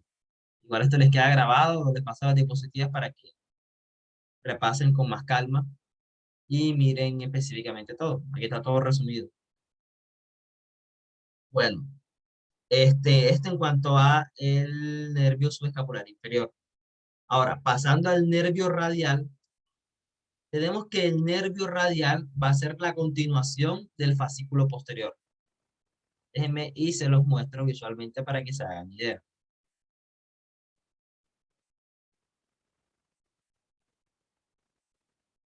Entonces, el nervio radial se me perdió. El nervio radial debería ser este que está acá. Este que está acá. Sí, este es el nervio radial. El nervio radial es la continuación del fascículo posterior. O sea, el fascículo posterior literalmente se continúa. O sea, ahí está el fascículo posterior y tal. Y él literalmente se continúa como este nervio radial. O sea, es su rama terminal. Él se va a continuar como nervio radial. Y va a tener, o sea, si viene el fascículo posterior, va a tener fibras de C5, de C6, de C7, de C8 y de T1. Porque ya saben, como les comenté acá, que el fascículo posterior va a ser pues, la unión de las divisiones posteriores de, o sea, de todos los troncos primarios. Entonces me voy a dar fibras de C5, C6, C7, C8 y de T1. Ese en cuanto al nervio radial. Y en resumen, o sea, en resumen, el nervio radial me va a inervar los músculos extensores de todo el brazo. Es decir, me va a inervar el tríceps, bueno, el anconio, ajá, el anconio. El braquio radial es una excepción, ya saben, el braquio radial es flexor, pero también está inervado por el nervio radial. Aquí está el extensor radial, el extensor del carpo radial largo y corto, también. O sea, el mismo nombre indica pues, la función. El supinador, esto también es full importante. El supinador también me lo inerva. El extensor de los dedos corto y largo, aductor del dedo pulgar, extensor del dedo índice, extensor del dedo pequeño y extensor del carpo. O sea, en resumen, el nervio radial me inerva tríceps, tríceps supinador y, bueno, tríceps supinador, el braquio radial y todos los músculos extensores del, del codo para abajo. O sea, el nervio radial es el nervio extensor. Ese es como que el resumen macro. Igual aquí tienen, pues, o sea, el músculo por músculo. O sea, es un poco tedioso aprenderse músculo por músculo. Yo no me sé músculo por músculo. Sin embargo, o sea, es bueno como que tener una idea general. Si se lo quieren aprender, háganlo. Igual tienen el parcial. Eso en cuanto al nervio radial. Ya saben, C5 a T1 y se encarga de inervar con los músculos extensores y el supinador. Ahora, pasando a el nervio axilar, que lleva fibras de C5 y de C6. Nervio axilar, es este que está acá. Y lleva fibras de C5 y C6 porque pasa lo mismo que les comenté ahorita. Un punto inconstante en el que nace es este que está acá, este es el nervio axilar. Entonces, el nervio axilar es este que está acá. La función del nervio axilar va a ser inervar el deltoides y el redondo menor. En cuanto al deltoides, tenemos que el deltoides es un musculito, o sea, no complicadito, sino que tiene como que sus trucos. Tiene sus secretos, por así decirlo. El deltoide es este músculo que está acá, este músculo grande que está acá. Entonces, el deltoide va a tener tres tipos de fibras. El deltoide va a tener fibras de la porción espinal, o sea, de la espinal a escápula. Va a tener fibras del acromion, o sea, fibras acromiales, y va a tener fibras de la porción clavicular, o sea, que se insertan en la clavícula. Esas tres fibras o esos, sí, esos tres tipos de fibras van a tener funciones distintas. La porción espinal del músculo deltoides, su función principal va a ser la de la rotación lateral del brazo y la de la hiperextensión del brazo. O sea, me va a llevar hacia atrás el brazo. Déjenme y les muestro la hiperextensión para que se hagan una idea. La rotación lateral, pues ya la han visto varias veces.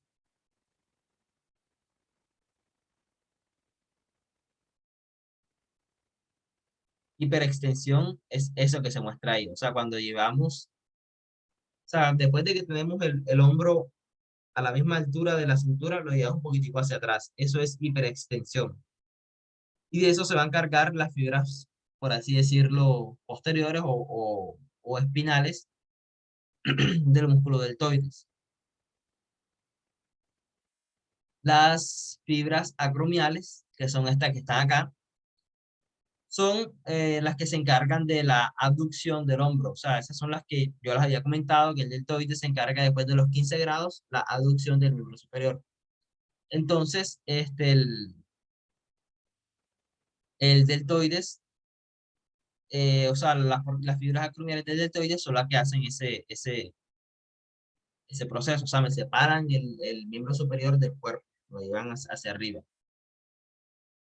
Y las fibras claviculares son todo lo contrario a las fibras espinales. Es decir, me hacen rotación medial y me hacen flexión del hombro. O hiperflexión del hombro también.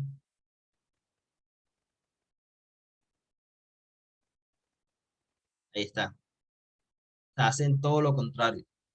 Me flexionan el hombro, el miembro superior me lo flexionan completo.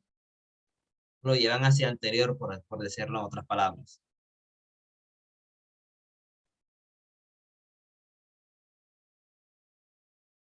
Eso en cuanto al deltoides, y ahora pasando al redondo menor. Redondo menor, déjenme quito capas musculares porque no se ve acá. Aquí está, este es el redondo menor. Redondo menor es un músculo, pues, pequeñito y todo, o sea, es un músculo chiquitico como lo ven acá. Y su función principal va a ser la rotación lateral del brazo. O sea, el redondo menor, su función va a ser rotar lateralmente el miembro superior o rotar lateralmente el brazo. ¿Tienen alguna pregunta, alguna duda con respecto al nervio axilar y al nervio radial? Se me olvidó hacer la pausa en el nervio radial, disculpen ahí. ¿Pero tienen alguna duda con respecto a esos dos nervios? En el axilar del deltoides, eh, la porción acromial, ¿era aducción o abducción? Abducción. Ah, ok, gracias. Yo tengo, o sea, como una mnemotecnia para saber cuándo es abducción y cuándo es aducción, porque a mí me solía confundir mucho eso. El nervio abducens, el par craneal, supongo que ya han visto eso nervioso, el par craneal, el nervio abducens, me lleva el ojo hacia exterior, o sea, me va a inervar el músculo recto lateral del ojo y me lleva el ojo hacia exterior. Entonces, en la semiología, uno sabe que si se lesiona el nervio abducens, o el paciente no va a poder llevar el ojo hacia exterior. Entonces, abducens viene de abducción. Entonces, abducción, yo lo traduzco y lo relaciono con abducens como llevar hacia lateral. Eso es como que una mnemotecnia. No sé si me la entendieron. O sea, no sé si entendieron la mnemotecnia del abducens con abducción. O sea, abducción. Abducens. Aducción es lo contrario a abducción. Abducción es pues traer hacia la línea media.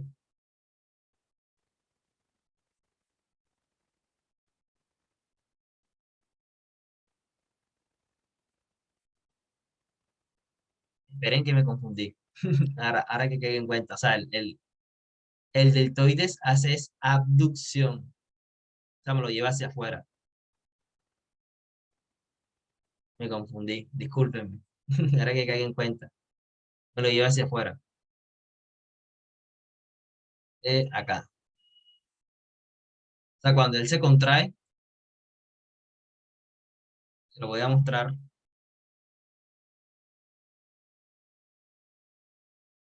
Hace abducción, o sea, me lleva el hombro hacia afuera, o sea, me lo lleva hacia lateral. Ahí está. Eso es, cuando se ponga amarillo, ahí van a ver. Eso es abducción.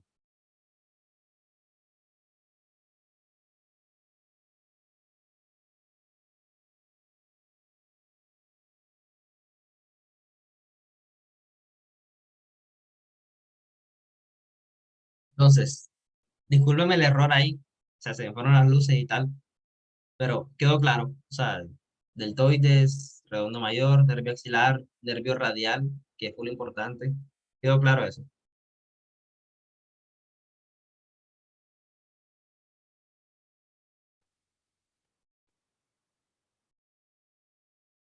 Ahí está como que la corrección. Bueno, ya nos faltan, bueno, nos faltan dos nervios, porque los nervios cutáneos los revisamos después. El otro que sigue es el nervio ulnar. El nervio ulnar, en mi quito capas musculares acá,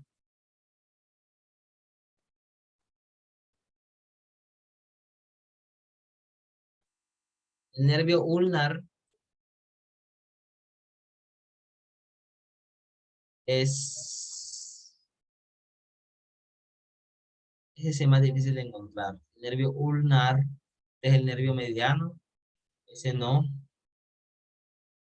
El nervio ulnar debería ser este, no sé, ese es el radial.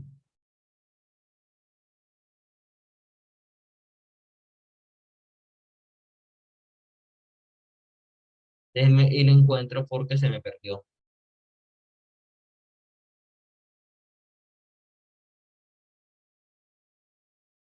Vamos a adivinar. Nervio mediano es cutáneo, también es cutáneo, ahora todos son cutáneos.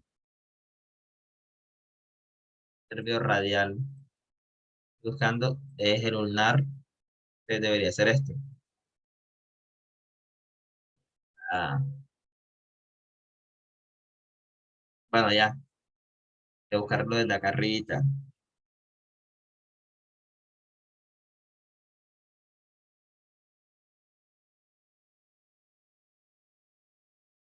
Radial, ulnar inferior.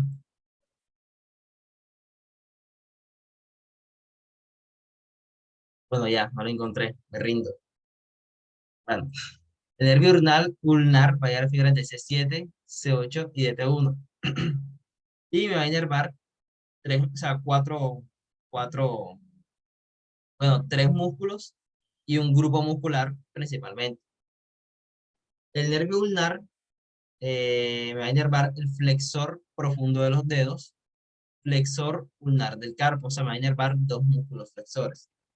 En resumen, o sea, como que haciendo como una correlación, el nervio radial me va a inervar los músculos extensores, todos los extensores, pero el nervio ulnar, o sea, pero, no, vuelvo y repito, nervio radial me va a inervar todos los extensores, pero los flexores se van a repartir entre el nervio ulnar y el nervio mediano. O sea, entre esos dos se van a repartir como que los flexores. Entonces, el ulnar solamente va a tener bueno, va a tener tres músculos acá, a su cargo. El flexor profundo de los dedos, flexor ulnar del carpo y palmar corto.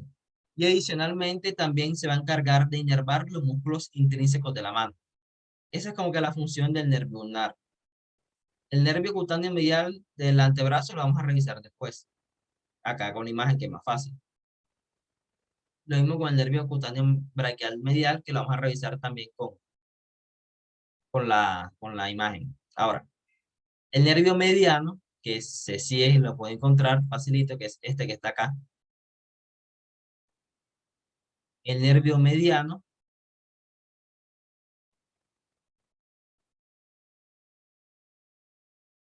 ese era el, lo encontré ya, ese es el cubital. Ahí está el cubital. C7 y T1. Bueno, el nervio mediano es este que está acá. Se marca, este es el nervio mediano. El nervio mediano, él va a ir fibras de C8 y de T1. Es decir, va a ser la continuación del fascículo medial. O sea, va a ser, sí, la continuación del fascículo medial. Y el fibras de C8 y T1. Y el nervio mediano me va a inervar grupos musculares importantes. ¿Cuáles son esos grupos musculares? Los pronadores, o sea, el pronador redondo y el pronador cuadrado. Y como dije, también va a inervar los músculos flexores que no va a inervar el ulnar. O sea, el ulnar inerva unos flexores, el resto lo va a inervar el nervio mediano, que viene siendo el flexor radial del carpo, flexor superficial de los dedos, flexor largo del pulgar, flexor profundo de los dedos, palmar largo, flexor corto del pulgar y algunos dedos pues que se encargan de la movilidad algunos músculos que se encargan de la movilidad del pulgar, que vendría siendo el oponente del pulgar y el separador corto del pulgar. En resumen, el nervio mediano me inerva musculatura flexora y musculatura pronadora. Es decir, si se lesiona el mediano, no podemos realizar pronación y la flexión se va a ver muy afectada. Si se lesiona el ulnar, la flexión se va a ver afectada. Y si se lesiona el radial, no vamos a poder realizar supinación. La supinación se va a ver afectada y la extensión se va a ver afectada también. Ese es como que un resumen general. Que es lo mismo que está acá. Déjenme y les muestro lo mismo que está acá. Eso es lo mismo que está acá. Es como que un resumen. ¿Alguna pregunta con respecto a esto último que les he comentado, con respecto al nervio mediano y al nervio ulnar?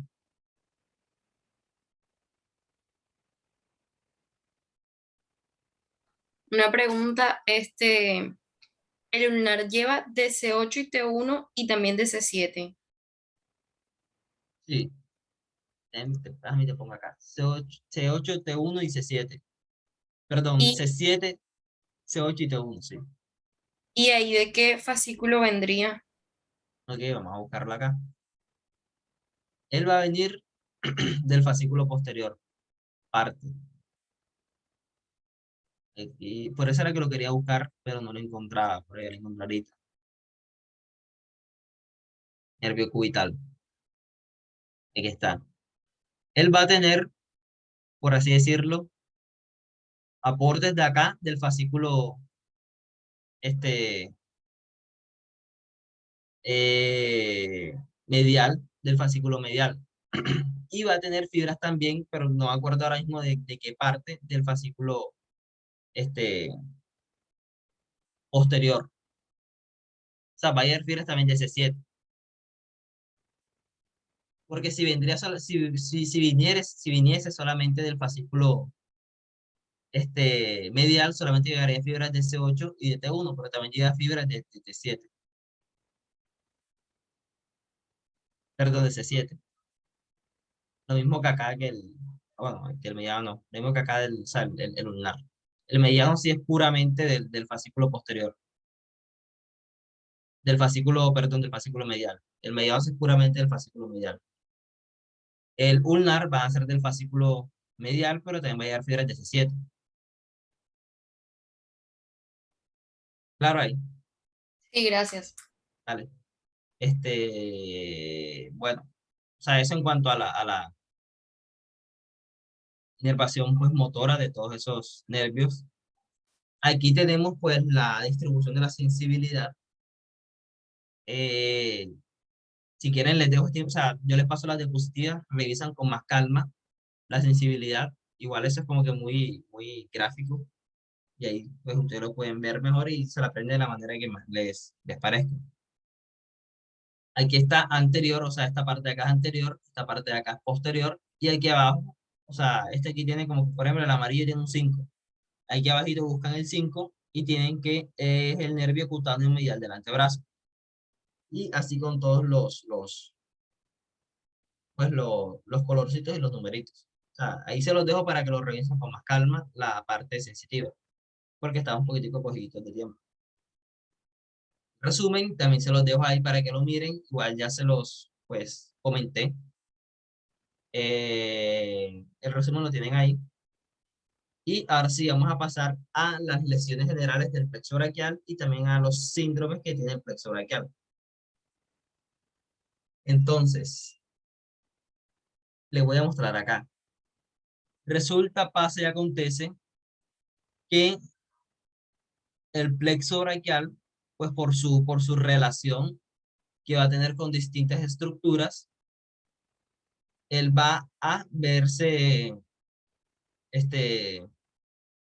en riesgo, por así decirlo, de sufrir compresiones o de verse afectado en general. Entonces, uno de esos riesgos son lesiones o tumores o masas en los ápices pulmonares. Como se ve acá, el plexo braquial va a tener relación clara con el ápice pulmonar a través del orificio superior de la caja torácica. Por ahí puede salir una masita que me comprima el plexo braquial y ahí sí, pues la afectación sería pues casi que todo el plexo braquial, o sea, se sentiría en todo el miembro superior.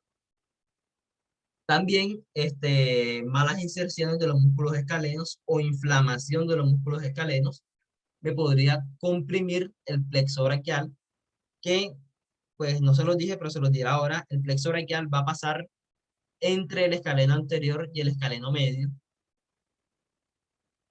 y por debajo va a pasar el músculo digástrico, perdón, homoyoideo.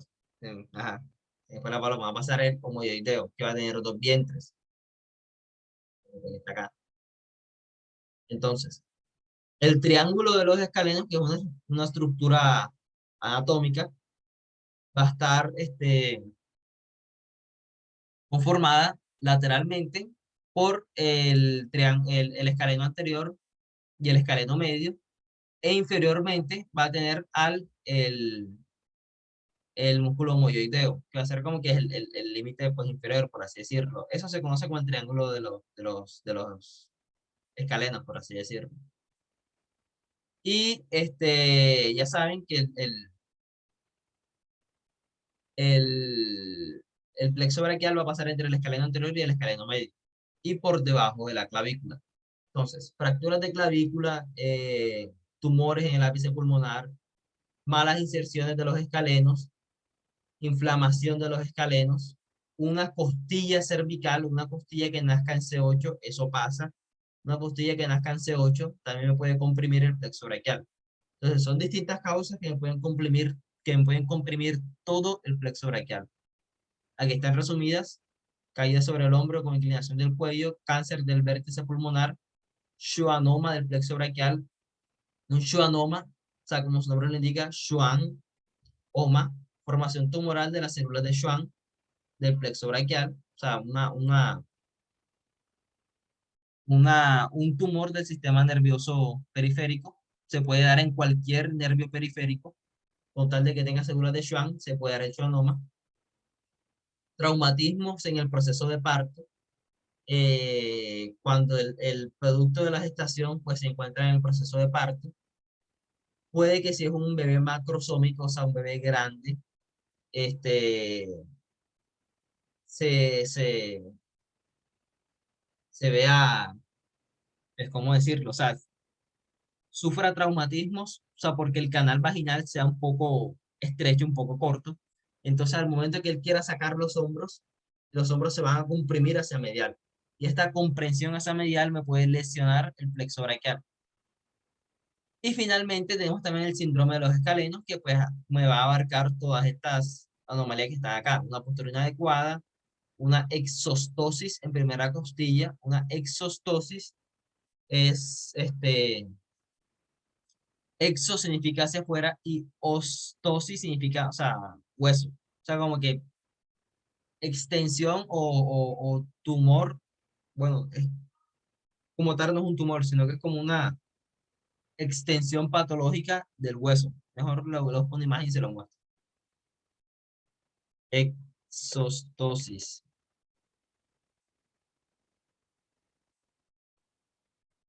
Esta es una exostosis, esto que está acá. Es como que una formación patológica, una extensión patológica del hueso. A eso se conoce como exostosis. Puede haber exostosis de la primera costilla, que me comprime el plexo braquial. Una exostosis de la clavícula, que me comprime el plexo braquial. Puede pasar. Normalidad en la inserción de los escalones, ya se los dije, y la columna cervical, la costilla cervical, perdón, que también se las dije. Eso en cuanto a lesiones que me van a comprimir generalmente el plexo braquial.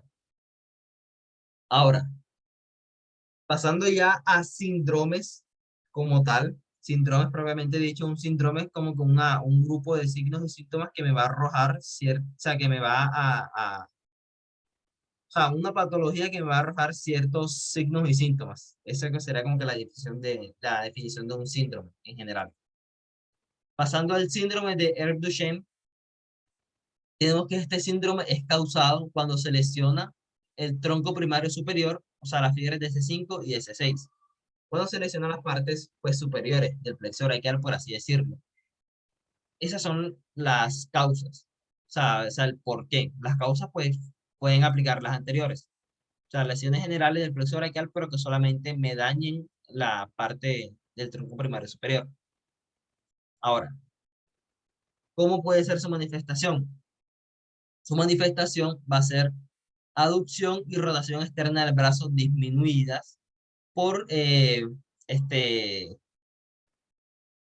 daños en el supraespinoso, en el infraespinoso, en el redondo mayor y en el deltoides, flexión del codo débil por daños en el braquial y en el bíceps braquial, supinación débil del antebrazo y vamos a adoptar, o sea, el paciente va a adoptar una posición que se conoce como la posición de propina del camarero. Cuando vemos esta posición, debemos pensar en síndrome de Ehlers-Danlos.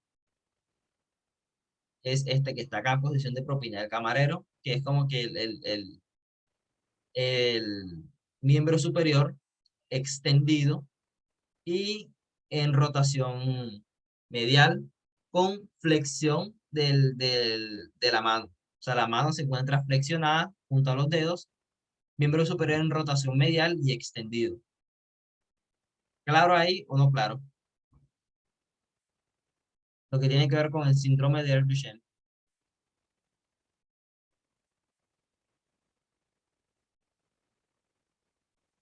Listo. Bueno, pasando acá a la parálisis de bueno, no sé, Klumke, parálisis de Klumke, vamos a dejarlo así.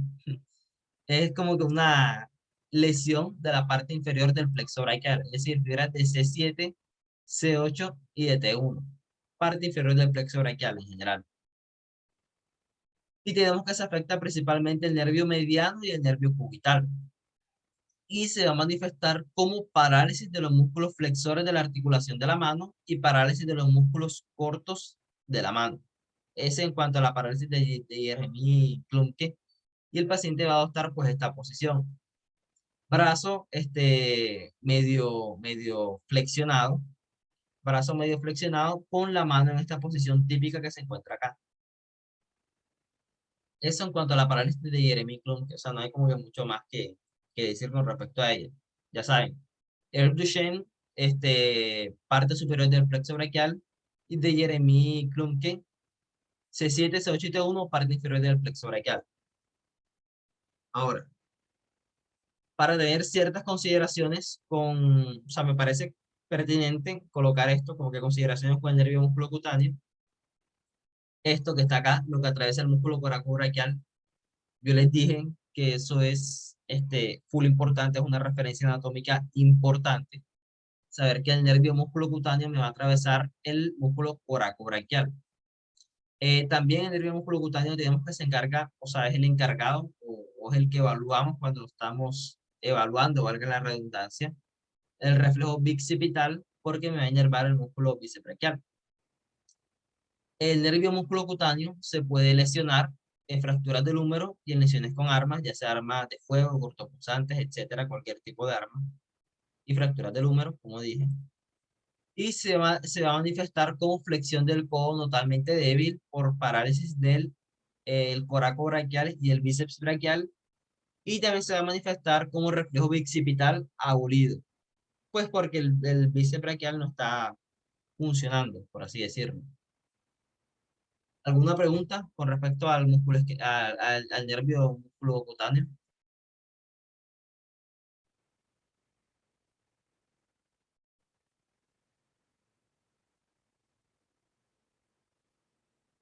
Supongo que no. Bueno, ahora pasando a las consideraciones con el nervio mediano, tenemos que, o sea, por su posición, el nervio mediano se puede lesionar en los intentos de suicidio, o sea, en los cortes de muñeca. Cuando pues realizan esos cortes o sea, en esos intentos de suicidio que realizan los cortes en la región de la muñeca, imagino que ya todos saben a qué me refiero, se puede lesionar el nervio mediano. Y también se pueden lesionar varios tendones que pasan por ahí. Yo creo que por acá tengo una imagen. Aquí está. Aquí está el nervio mediano, que está acá. Entonces, cuando cortan, se pueden cortar varios tendones flexores. Y el nervio mediano que también está por ahí se puede lesionar. Entonces, eso cuando, en esos intentos de suicidio. También se puede lesionar por un mal procedimiento de cateterismo de la arteria humeral. Tiene una relación estrecha con la arteria humeral. Se puede lesionar en fracturas o luxaciones del codo, comprensión del nervio en el túnel carpiano, que ya veremos más adelante. También en luxaciones del músculo, perdón, del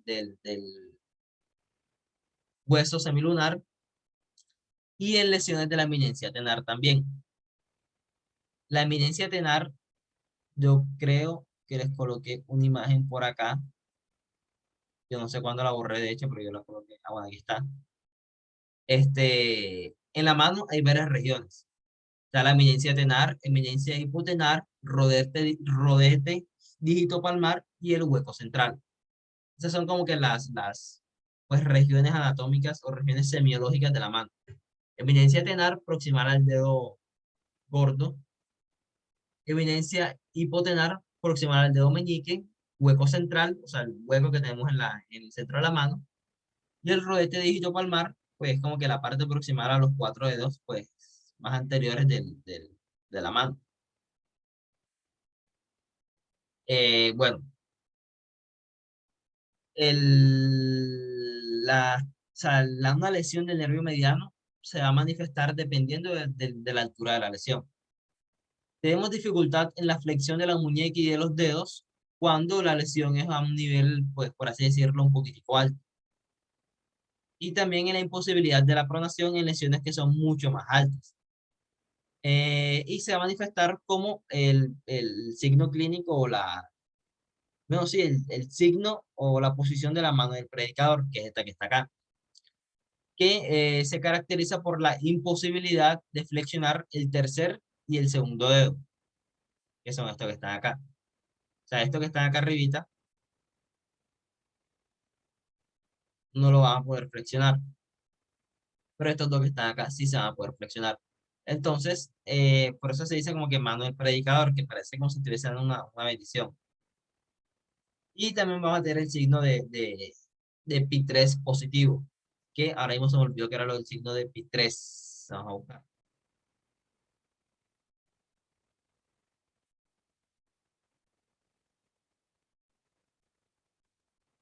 Tener una cuerda como...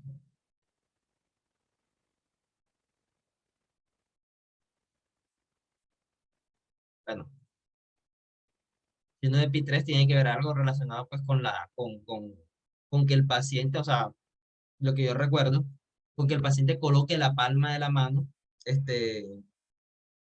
apoyada sobre una superficie plana y que flexione los dedos. A eso se tiene que ver, pues, ese es como que la semiología del signo de Pi3. Si el paciente tiene incapacidad para flexionar el tercer y el segundo dedo, se dice que el signo de Pi3 es positivo. Si no, signo de Pi3 es negativo. O sea, ese es como que el signo de Pi3. No sé por qué no me lo mostré ahí enseguida, pero es el signo de Pi3. También se ve como que caracterizado cuando es una lesión crónica, o sea, cuando la lesión ya es crónica, la mano va a tomar el aspecto de mano de simio, que aquí pues lo tengo definido como aspecto crónico que toma la mano por lesión del nervio mediano, fundamentalmente por la atrofia de la eminencia tenar. Hay atrofia de la eminencia tenar, como se ve acá señalado, y porque la flexión de los tres primeros dedos está pues dificultada. O sea, se ve afectada también. Aquí vemos el signo de la mano del predicador y la mano del simio como pues la estamos. O sea, esta es la mano de un simio real y aquí se ve pues como, se ve como que característica, o sea, se ve similar la mano del humano con la del simio, por eso se dice signo de mano de simio. El síndrome del túnel carpiano también lo tenemos como uno de las causas que me pueden producir comprensión del nervio mediano, que se puede dar por inflamación de las vainas tendinosas de los flexores y cuya solución es quitar o, o pues sí, retirar los retináculos flexores, que es como que una aponeurosis que tiene por encima, para liberar parte del nervio mediano. Eso ya como que más orientado a clínicas, o sea, no importa. El punto es que cuando tenemos síndrome del túnel carpiano, el nervio que se afecta es el nervio mediano. En este punto, o sea, para evaluar si un paciente tiene síndrome del túnel carpiano o no, debemos evaluar el signo de Tinel y el signo de Fallen. El signo de Tinel es que con el martillo de percusión le percutimos, valga la redundancia, al paciente en la región del túnel carpiano. O sea, le percutimos con el martillito y le hacemos golpecitos. Y el signo de Fallen es que el paciente coloque, voy a prender la cámara porque de pronto no puedan ver. Signo de Fallen es que el paciente coloque las manos así, se las junta una con otras. Entonces el paciente junta las manos una con otras y si el paciente presenta parestesias luego de un minuto de tener las manos así juntas, se dice que el signo de Fallen es positivo. Signo de Tinel es que le hacemos golpecitos aquí al paciente con el martillo de percusión y tiene que haber, o sea, se tiene que presentar parestesias en los dedos o en la región de inervación cutánea del nervio mediano. Esa es como que la característica del signo de Tinel y de Fallen y cuando es positivo y cuando no es positivo. Pasando acá a las consideraciones con el nervio cubital, tenemos que se puede afectar en lesiones del codo que me afecten la epitróclea. Le voy a mostrar la epitróclea.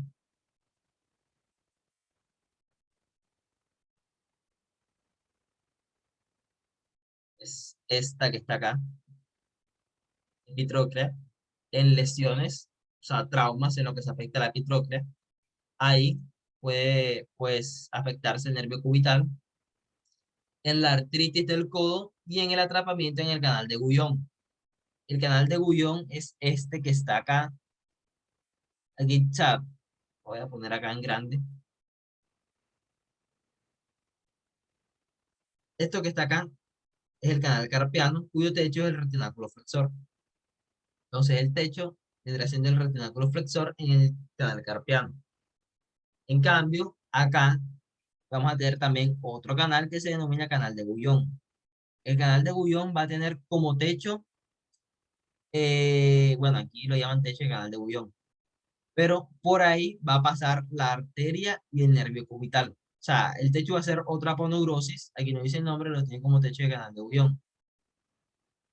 Y pues cuando haya tratamiento por ahí, la solución es la misma, o sea, retirar la aponeurosis del músculo que está ahí, retirarlo para así liberar un poquitico de presión. Ya saben que por ahí pasa el nervio cubital y el nervio sí, el nervio cubital y la arteria cubital.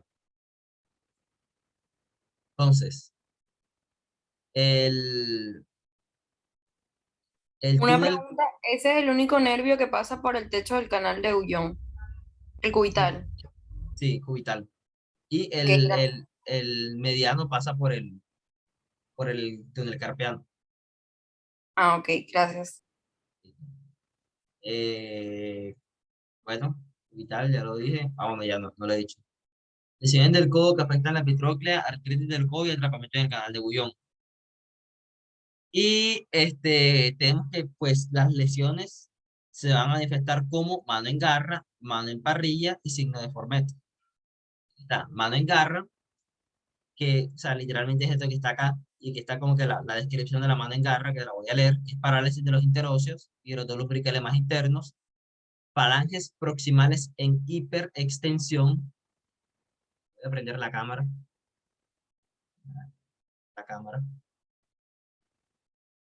Falanges proximales en hiperextensión y las medias y distales, o sea, al yo hacer solamente esto, o sea, aquí tengo el brazo, al yo hacer solamente esto, tengo las falanges proximales en hiperextensión y las falanges medias distales en flexión, o sea, lo va a tener así, como se muestra ahí en la imagen, lo va a tener así, por así decirlo.